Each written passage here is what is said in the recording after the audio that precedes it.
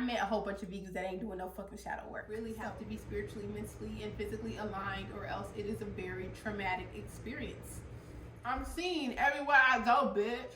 If you're gonna be practicing as a spiritualist and you're Black, okay, you definitely need to be going back to your roots, your original roots, and not just Ifa, because everybody is not Yoruba and everybody's not of Yoruba descent. So, you know, he was great, but it didn't work out.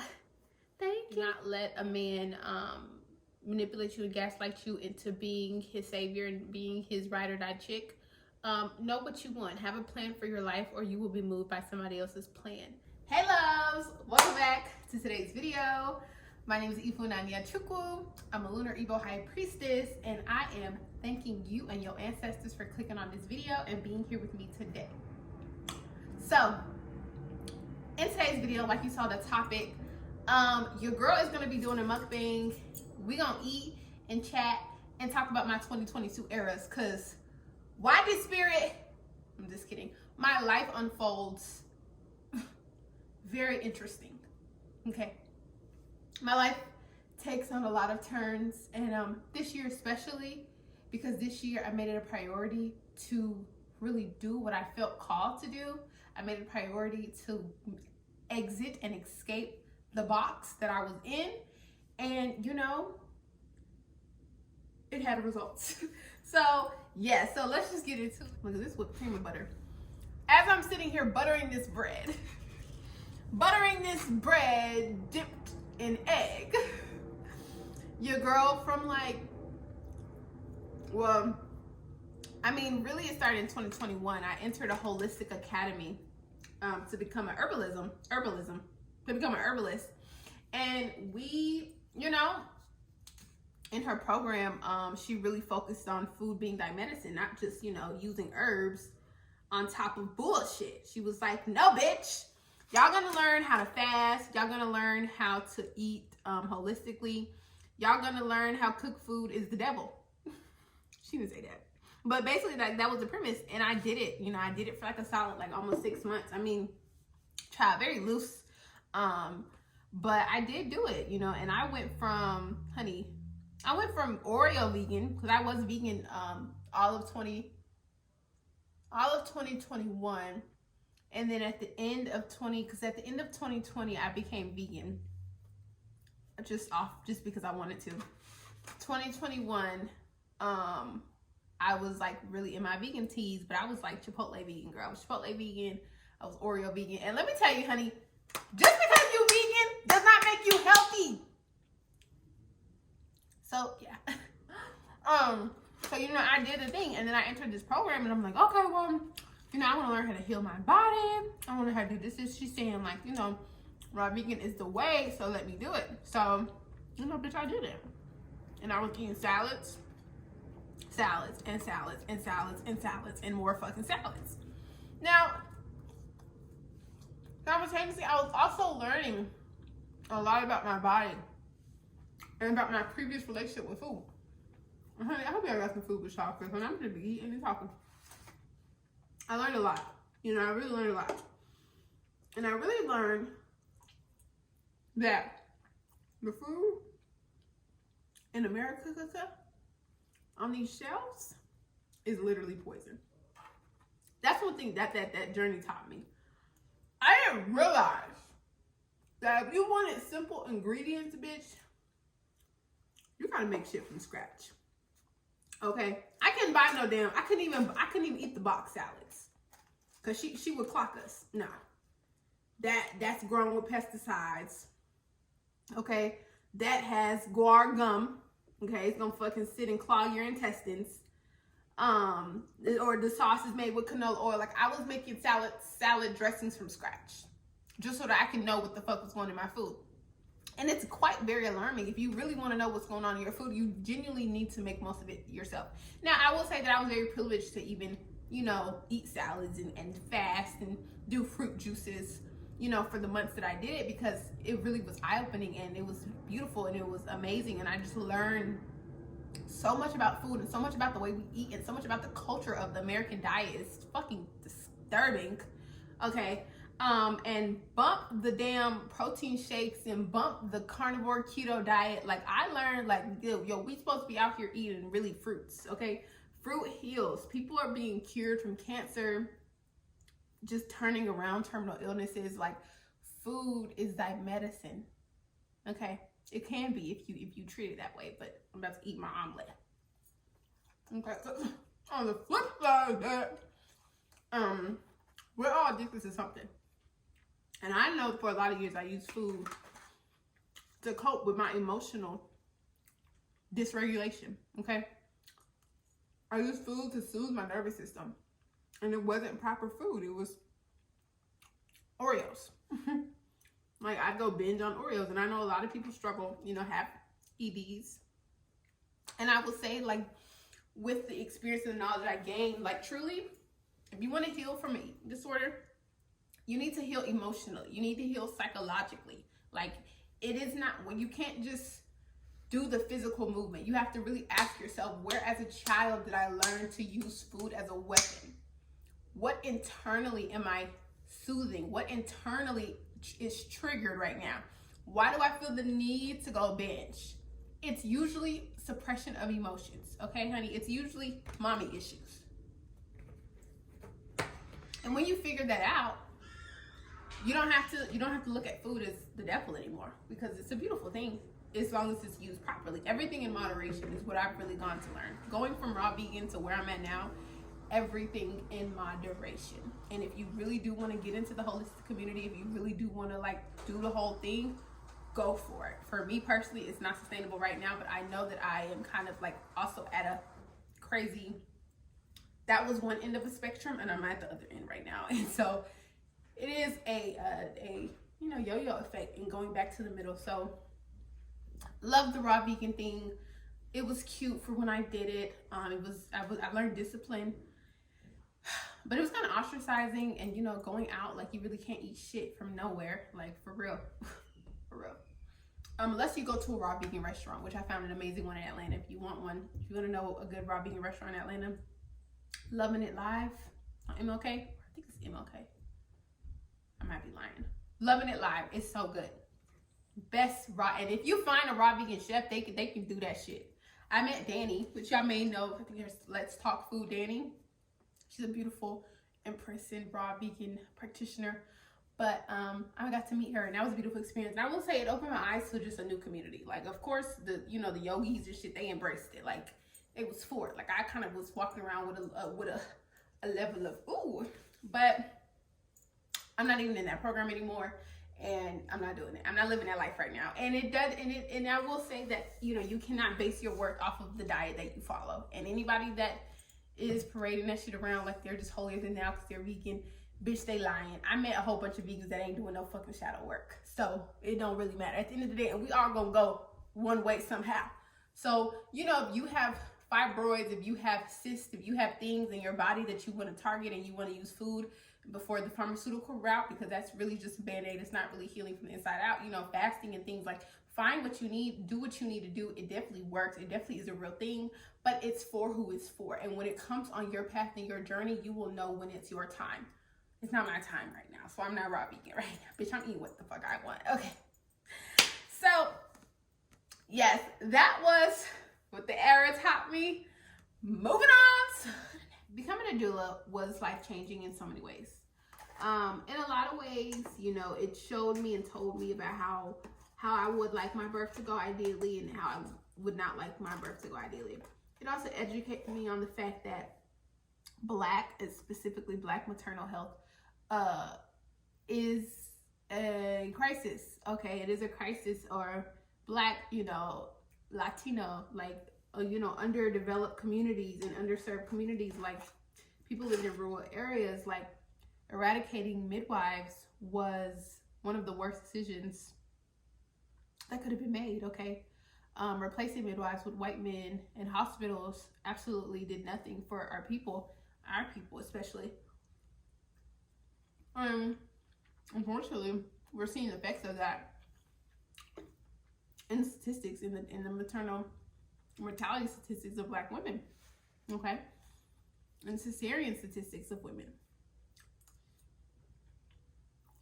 You know, birth is not usually a emergency. Birth is not, you know, usually something that has to be policed and managed in the way hospitals manage birth and birthing people. And so it really did open my, but it is a hard thing. And as a woman, it taught me that motherhood is a preparation. Okay? You have to be prepared. It doesn't just fall upon you and it happens and then you do it, and it's a life-altering decision. Okay? Before the child even arrives, you have to be prepared for what that looks like. You have to come to face with the decisions you've made to get you in that point, to place you in this space. And I don't think a lot of women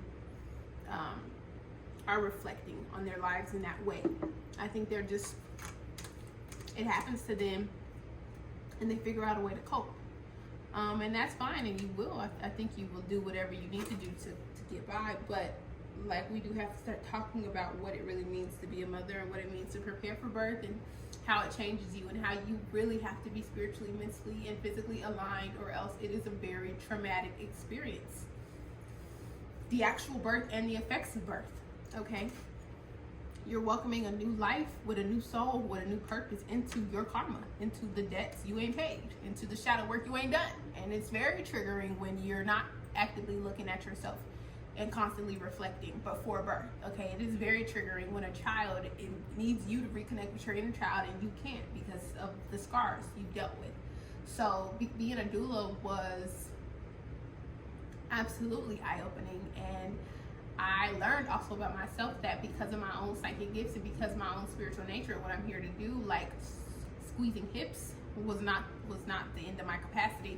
And in fact, I want to get to women before they get pregnant, okay? And I want to be that spiritual guide before they're pregnant, because there's just so many things that we have to address before we get in that situation. But if you want to become a doula, I'm not trying to say don't be a doula. Please become a doula. Please become a birth advocate. Please inform yourself. Please educate yourself. Please have childbirth education. Like, as a woman, you should know. You should know what's going on. Whether you're having kids or not having kids, you should be in the know. Next era. Reconnecting to my ancestral roots. So,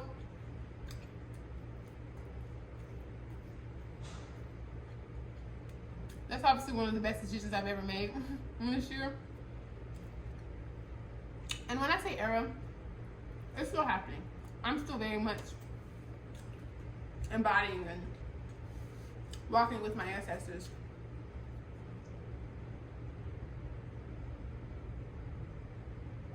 But a lot of things had to change. In a lot of ways in which I was practicing spirituality and learning was from a colonized viewpoint. And so making that shift, reconnecting back to my people, and let me tell you, your ancestors are your parents. So if you can't really figure out a way to heal, connect, transmute with your parents, it's really going to be hard for you to wrap your mind around ancestral work. But in doing this, I learned, like, hey, I am my parents, I am my ancestors, and as far back as it goes, which I say go as far back as you can, it is absolutely imperative and important, because there is just so much confusion out here. There's just so much sorry. There's so much confusion out here. There's so much just mayhem. You know, a lot of people are lost. A lot of people are, you know, misguided. And, you know, it's not all of our faults. Because of colonization, we lost our history. We lost a lot of our ancestral information and our knowledge. So it really do be up to us to tap back in. That was one of the best decisions I could have ever made, because it really affirmed me who I am. It really pulled me closer to myself, to my soul, and knowing that my ancestors had a way of viewing life, had a language around living life, had a system and a tradition and a science that they believed in, really helps me navigate this world, really helps me navigate this 3D reality that I'm in, really helps me see through the smoke and mirrors in life. So if you're going to be practicing as a spiritualist and you're Black, okay, you definitely need to be going back to your roots, your original roots, and not just Ifa, because everybody is not Yoruba and everybody's not of Yoruba descent. I'm Igbo, so I don't practice Ifa, I practice Odanani. And you may be from Senegal, you may be from Ivory Coast, you may be like doing the due diligence it takes to know who you are. And if that is unavailable to you, fortunately my dad is Nigerian and he is Igbo, so I know my exact. A lot of people don't have that. A lot of people are, you know, were enslaved in our of the diaspora. So as far back as you can go, what resonates for you, what calls to you, I think you should take it up, because we need it if we're going to get by through these very chaotic times. White people should not be leading your spiritual practices. Indian people should not be leading your spiritual practices. We cannot just try on hats and see what fits when it comes to spiritual practices. We really need to be rooted in our ancestral tradition. And once again, you have to talk to your parents. You have to heal from your parental trauma. You have to accept who your parents are. And you have to be comfortable facing yourself. Okay? That's what ancestral work taught me. And it's the era that, honey, I'm so glad I stumbled upon.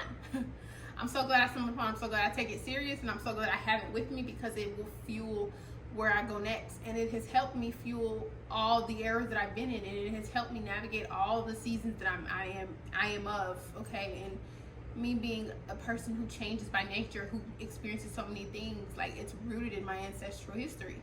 And so I got to know that, and I got to be okay with it, and I got to accept me for me. So it makes all of this extra shit makes more sense for me. So that was that. And honey, I can't recommend that one enough. Like, and if y'all want help, I know a bad mama jamma who can tap y'all into y'all people, child. So just let me, you want to know their name and their contact info and their prices, I got you. Next, Dora the Explorer era. You know, this era kind of was the longest era, and I feel like it's kind of all the eras. But especially this year, you know, I really did a lot of solo traveling. I went to Costa Rica. I went to Mexico. I did it twice. Yeah, I went to Mexico, Costa Rica.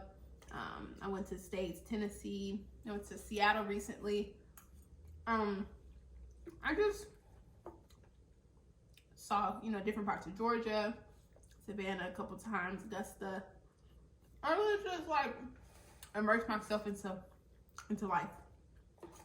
And a lot of times I did it on a coin that I didn't even know existed. Okay, I was traveling. I said I ain't going to school. I'm dropping out of the school. I ain't never going back. And I'm traveling the motherfucking world. I really just took whatever opportunity I could to travel. And, you know, I met a lot of people. I embraced a lot of cultures. And traveling really is one of those things that open your eyes to the world. It opened your eyes to how big life really is, and how much we don't know. How much we're all alike, but how much we're different. I recommend everybody travel, you know, if you can. You know, I say taking a break in school was very much necessary, and I don't regret it. I met a lot of people that affirmed to me, like, oh yeah, what I'm doing is actually fucking right. Like, no, I don't have to just go to school for nursing and stay a nurse and only do that and only leave. Like, I don't want to just only fucking visit my city. Like, no, I want to see the world. And I was privileged. I did spiritual work for people in Costa Rica. I did spiritual work for people in Costa Rica. You know, in these new places, like, it affirmed to me that what I'm gonna do with my life can transcend borders. Hello. I'm seen everywhere I go, bitch. But yeah, I love traveling. I did. But also, listen, don't believe the hype, okay? Just believe what you see on TV, what you see on people's reels. It's not all there is to the story. But yeah, it was fun. It was fun. Had a ball. Will I do it again? Yes. It was fun. I love nature. I love exploring. I'm kind of a gypsy. So,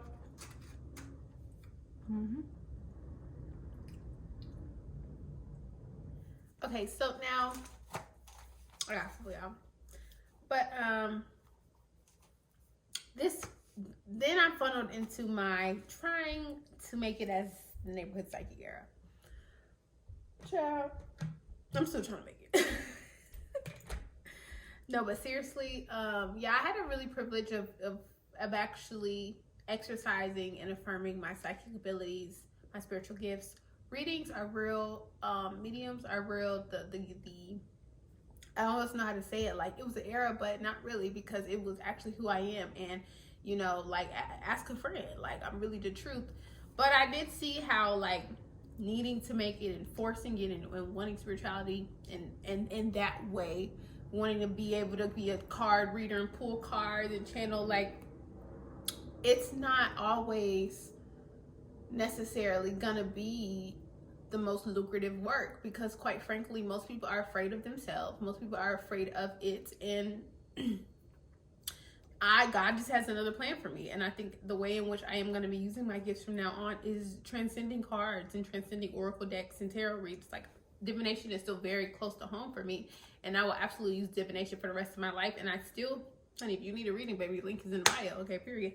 But my gifts transcend all of that, and I can funnel them into more structure and actual positions. I'm interested in psychology. I'm interested in talking and communicating and researching. Like, those all are things that I can channel my psychic energy into, and it doesn't have to be card readings and one-on-one consultations. I don't know what life is gonna hold for me. I don't know what life is gonna, like, I don't know what's gonna happen, but I do know that I'm no longer like banging down people's door to get them to pay me for a reading. Like, capitalism and spirituality really don't mix well, and so watch the watch the Miss Cleo documentary on HBO Max.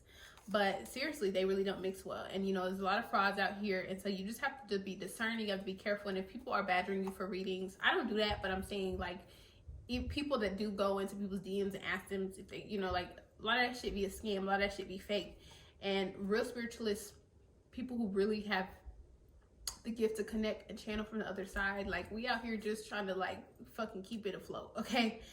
And, you know, it was cool. I met a lot of people. I know I changed a lot of lives. I had very intimate, raw, and vulnerable conversations with people. Like, reading people, you read yourself. Like, a lot of reflections, a lot of mirrors I met through me sharing my gifts. And so I'm unapologetic for that. And I'm so grateful that I did that. And I'm grateful that I tried and I put my foot out there like that. And I, you know, embraced who I am and my nature like that. But it's definitely changing. I can see that I'm meant to do more. I'm meant to do something else. And, you know, it was a beautiful era. But, honey, child, I want more. So, next era was falling in love with a white man. Truly, I had been through a series and strings of situationships. I had very terrible luck when it came to interpersonal relationships with men. I endured a lot of just deviance. And, you know, for 2021, I was healing from sexual misconduct that I had put myself through. I was healing from, you know, a relationship that was way too emotionally, physically, and spiritually draining for my age. I was, you know, really unpacking my daddy issues and my mommy issues and how I was never even aware of how to navigate like interpersonal relationships from a safe space. So this year really was no different. It just kind of changed and evolved with me, with my subconscious beliefs. I had finally cut ties with someone that I was dealing with for a year, situationship for a year. And I kind of, towards the end, I met a white man who I really, you know, felt like I could really be myself with for the first time. I was really raw and real with him. And it taught me that love is really a beautiful thing. And it is so great. It's so priceless. And you should be able to come apart. You should be able to come undone and be welcomed. You can be held and healed through love and the power of love. And you can affirm your worth. Like, it was very much gold, but it didn't glitter. So I want glitter. That's that. I want glitter. I want more. There was a lot of red flags within that situation too. But what I did learn about myself was that I am always been worth it. I will always be worth it, and I do not have to settle just because something is good. But I want great does not mean that I don't get to have great. But I have to affirm that that's what I want. I have to stick through to it. And when spirit places in me the desire to move on, I honor it, and I did honor it. So, you know, he was great, but it didn't work out. Thank you. Next. And what I will say to you all is do not become a baby mama. Do not let a man trap you who cannot afford kids. Do not let a man manipulate you and gaslight you into being his savior and being his ride or die chick. Know what you want. Have a plan for your life, or you will be moved by somebody else's plan. Do not cling, okay? Because that is just out of fear. That is just out of your lack of self-esteem, your lack of worthiness. You are always worth it. You have to affirm that you're worth it. People only do to you what you allow them to do. The longer you hold on to a reality that is not even what you want, the longer that you risk creating a life that you never wanted in the first place. And so that's when it goes back into birth, like getting pregnant and having issues before the pregnancy, and then thinking that a pregnancy is not going to highlight all the issues. Like, we have to be very careful with what we're doing and know what we really want, okay? And for me personally, I desire a man that can truly provide and truly protect and truly is, on their way to something, building an empire. I don't like passiveness. I really like a firm initiative. And I had to learn that, and I had to be open with that. I had to be comfortable in my body and my sexuality and express it in a safe way, in a consensual way, and to realize, like, hey, like, life can be great and I can have the love of my dreams, and all men are not terrible, but I get to be selected by the type of men that I allow into my aura. And being the person I am with the big mission that I have, I can't waste time. I can't play around. But I'm gonna date. I'm gonna have fun. I'm gonna see what life brings me next. I'm not afraid because I trust myself, and this situation showed me that if it's not working for me, I will be able to leave fully. So yeah, we're here in the current era, in this era of my life, y'all. I'm just ready to be myself. I'm just who I am. I'm getting to be myself. I'm getting to root into myself. I'm getting to trust myself. I'm getting to affirm who I am. I'm no longer a people pleaser. I have very strict boundaries. I have a clear plan for my future in my life. I still live a very intuitive, kind of impulsive life, but I also am still very aware that, structure and masculinity is also important. I'm so grateful for my roots and my practices that ground me and help me and uplift me through change. I lost a lot. I loved a lot. Okay, I grieved a lot, but I also was so joyous. I met so many people. I lost so many people, made friends, left friends. Like, it is a thing, y'all. I want people to be aware that life is a series. I just saw a TED Talk, and they were saying, or a speech, and he was saying, death is not something that happens to life. It happens in life. So death is inevitable, and spiritual deaths, metaphysical deaths are real. And if you allow yourself to, you can change, and you can also unbecome and become again and be reborn again. And so for me personally, this year taught me that I'm a dope ass individual, and I'm a brave individual. I'm a fearless individual. I've tried on so many masks. I've worn so many shoes, and through it out, like through all of it, like my heart shone through, and life showed me that wherever I was able to find a home. Whoever I was with, I was able to experience love and joy. And that's a really, really beautiful thing. And I'm so proud of myself. I'm so proud that I didn't let nobody gaslight me out of what I wanted to do. I'm so proud that despite being afraid, I still did what the fuck I wanted to do anyways. I'm so proud I was supported, because I was supported financially, spiritually, physically, mentally, through a lot of my escapades. And, lucky me, right? But I know that my ancestors fought hard for me to actually be able to do that and actually be able to come to myself on my own terms. So in this era, honey baby, I'm manifesting the life of my dreams without any labels to it, without any fear around it. Honey, I don't have to be or look like whatever the fuck mainstream media, new age spirituality says. I don't have to study what another person thinks I should be studying. Like, I really get to root in who I am. And I'm so happy that I took the time and the due diligence to find out who she was. And it was fun. It was a really fun year. Like, it really was fun. Guess my big 3. I think it's already down below, but which I think my big 3 is. But yeah, so if you're watching this, thank you for making it this far. Leave a like, comment, subscribe. Ask me what you want. If you want to talk to me more, if you want to join my monthly love circles where I pose questions to the community in a collective, and I make us think, and I make us be accountable, and we have conversations and open dialogue about shit that actually matters for the purpose of healing. You can all find that on my website, following my social media, and just staying in contact. So once again, thank your chi, thank your higher self, thank your spirit guides for bringing you to this video, thank your ancestors and mine for being in this space. Have a wonderful, wonderful, wonderful rest of the year. Once again, the new year is really in March. That's when the plants rebloom. But this Gregorian calendar is coming to an end, and we are on our way to 2023. So blessings, peace, love.